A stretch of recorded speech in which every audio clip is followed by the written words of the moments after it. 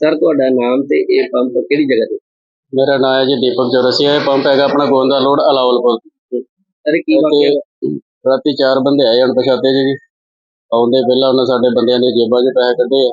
ਉਸ ਤੋਂ ਬਾਅਦ ਸਿੱਧਾ ਸਾਡੇ ਜਿਹੜੇ ਬੰਦੇ ਅੰਦਰ ਸੀਗੇ ਉਹਨਾਂ ਨੂੰ ਪਿਸਟਲ ਲੈ ਕੇ ਪੈ ਗਏ ਆ।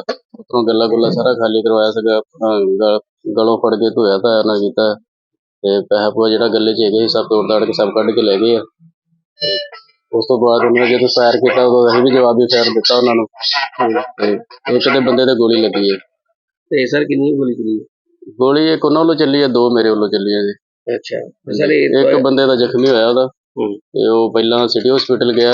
ਸਿਟੀ ਹਸਪੀਟਲ ਤੇ ਜਵਾਬ ਦਿੱਤਾ, ਮੁੜ ਕੇ ਅੰਮ੍ਰਿਤਸਰ ਕੋਈ EVM ਕੋਈ ਇਹਦੇ ਹਸਪੀਟਲ ਹੈਗਾ ਆਪਣਾ ਕੱਕੜ ਹਸਪੀਟਲ ਉੱਥੇ ਆ। ਬਾਕੀ ਪੁਲਿਸ ਵਾਲੇ ਇੰਸਪੈਕਟਰ ਸਾਹਿਬ SHO ਸਾਹਿਬ ਦੇ ਡਿਪਟੀ ਸਾਹਿਬ ਆਏ ਸੀ ਇੱਥੇ।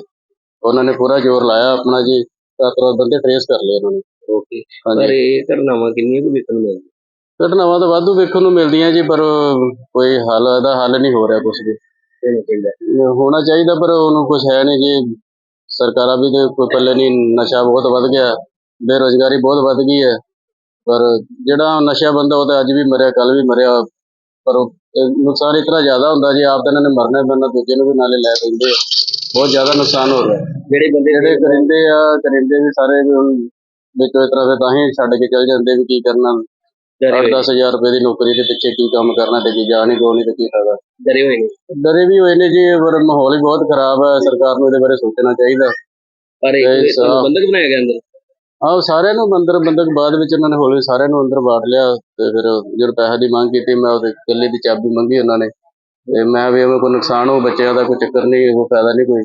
ਤੇ ਫਿਰ ਮੈਂ ਮੁੰਡੇ ਨੂੰ ਕਿਹਾ ਮੈਂ ਚਾਬੀ ਦੇ ਕੋਈ ਨਹੀਂ। ਮੈਂ ਭਰਾ ਗੱਲ ਹੈ ਜਿਹੜਾ ਕੱਢਣਾ ਕੱਢ ਲਓ। ਕਿੰਨਾ ਪੈਸਾ? 1,67,000 ਰੁਪਏ ਲੈ ਗਏ। ਕੀ ਮੰਗ ਕਰਦੇ ਹੋ? ਮੰਗ ਵੇਖੋ ਜੀ ਇਹੋ ਜਿਹਾ ਵੀ ਥੋੜਾ ਇਨਸਾਫ ਹੋਣਾ ਚਾਹੀਦਾ ਆ। ਬਾਕੀ ਜੋ ਆਪਣੇ ਮੌਕੇ ਤੇ SHO ਸਾਹਿਬ ਤੇ ਡਿਪਟੀ ਸਾਹਿਬ ਜਿਹੜੇ ਨੇ ਇਹਨਾਂ ਨੇ ਆਪਣਾ ਜੀ ਪੂਰਾ ਜ਼ੋਰ ਲਾਇਆ, ਪੂਰਾ ਸਹਿਯੋਗ ਦਿੱਤਾ ਕਿ ਉਹਨਾਂ ਨੇ ਆਪਣੀ ਪੂਰੀ ਜ਼ਿੰਮੇਵਾਰੀ ਨਿਭਾਈ ਹੈ। ਮੈਂ ਧੰਨਵਾਦ ਹੈ ਜੀ ਪੁਲਿਸ ਪ੍ਰਸ਼ਾਸਨ ਦਾ, SHO ਪ੍ਰਭਜੀਤ ਜੀ ਦਾ ਤੇ ਆਪਣੇ ਡਿਪਟੀ ਕਮਿਸ਼ਨਰ ਸਾਹਿਬ ਦਾ। ਤੇ ਇਹਨਾਂ ਨੇ ਆਪਣੀ ਪੂਰੀ ਡਿਊਟੀ ਨਿਭਾਈ ਹੈ, ਕੋਈ ਕਸਰ ਨਹੀਂ ਛੱਡੀ ਤੇ ਰਾਤ ਰਾਤ ਇਹਨਾਂ ਨੇ ਸਭ ਕੁਝ ਕੀਤਾ ਜੀ। ਇਸੇ ਤਰ੍ਹਾਂ ਦਾ ਜੇ ਪੁਲਿਸ ਪ੍ਰਸ਼ਾਸਨ ਰਵੇ, ਇਹੋ ਜਿਹੇ ਬੰਦੇ ਆਉਣ ਤਾਂ ਫਿਰ ਤਾਂ ਹੋ ਸਕਦਾ ਜੀ। ਬਾਕੀ ਇਸ ਤੋਂ ਪਹਿਲਾਂ ਜਿਹੜੇ ਵੀ ਮੇਰੇ ਹੋਏ ਜੋ ਵੀ ਪਹਿਲੇ ਅਫਸਰ ਆਏ ਸਾਡੀ ਕੋਈ ਸੁਣਵਾਈ ਨਹੀਂ, ਸਗੋਂ ਸਾਡੇ ਨਾਲ ਦੁਰਵਿਹਾਰ ਹੀ ਕੀਤਾ ਗਿਆ। ਕਿੰਨੀ ਵਾਰੀ ਹੋ ਗਿਆ ਇੱਥੇ ਤਾਂ 2ਜੀ ਵਾਰੀ ਹੋਇਆ। ਪਹਿਲੀ ਵਾਰੀ ਤਾਂ ਕੋਈ ਮਸਲਾ ਹੱਲ ਨਹੀਂ ਗਿਆ, ਪਰ ਇਸ ਵਾਰੀ ਜਿੱਦਾਂ ਅਫਸਰ ਨੇ ਆਪਣੀ ਪੂਰੀ ਜ਼ਿੰਮੇਵਾਰੀ ਨਿਭਾਈ ਹੈ ਤੇ ਕੋਈ ਕਸਰ ਨਹੀਂ, ਪੂਰਾ ਸਹਿਯੋਗ ਵੀ ਮਿਲਿਆ, ਬੰਦੇ ਵੀ ਫੜੇ ਗਏ ਆ ਤੇ ਪੁਲਿਸ ਪ੍ਰਸ਼ਾਸਨ ਹੁਣ ਵੀ ਲੱਗੀ ਹੋਈ ਹੈ ਸਾਰੀ ਰਾਤ। ਅਫਸਰ ਸੁੱਤੇ ਨਹੀਂ। ਸਾਨੂੰ ਬੰਦਿਆਂ ਦੀ ਸਿਕਿਉਰਿਟੀ ਵਾਸਤੇ ਵੀ 2 ਮੁਲਾਜ਼ਮ ਇੱਥੇ ਦੇ ਕੇ ਗਏ ਆ ਵੀ ਜਿੰਨਾ ਚਿਰ ਬੰਦੇ ਅਰੈਸਟ ਨਹੀਂ ਹੁੰਦੇ ਉਹਨਾਂ ਚਿਰ ਇੱਥੇ ਇਹਨਾਂ ਨੂੰ ਸਿਕਿਉਰਿਟੀ ਦਿੱਤੀ ਜਾਵੇ। ਮੈਂ ਬਹੁਤ ਬਹੁਤ ਧੰਨਵਾਦੀ ਹਾਂ ਇਹੋ ਜਿਹੇ ਅਫਸਰਾਂ ਦਾ ਜੀ। ਰਵੀ ਕੁਮਾਰ ਜੀ ਕਿਹੜਾ ਪੰਪ ਹੈ? ये साई के पास नहीं है। ਕੀ ਗੱਲਬਾਤ ਹੋਈ? सर रात को जो 4 बंदे आए 2 मोटरसाइकिल को इधर से आए हैं। 2 बंदे बाहर पड़े पहले और फिर ऐसे ही खड़ा करके 3 बंदे अंदर चले गए।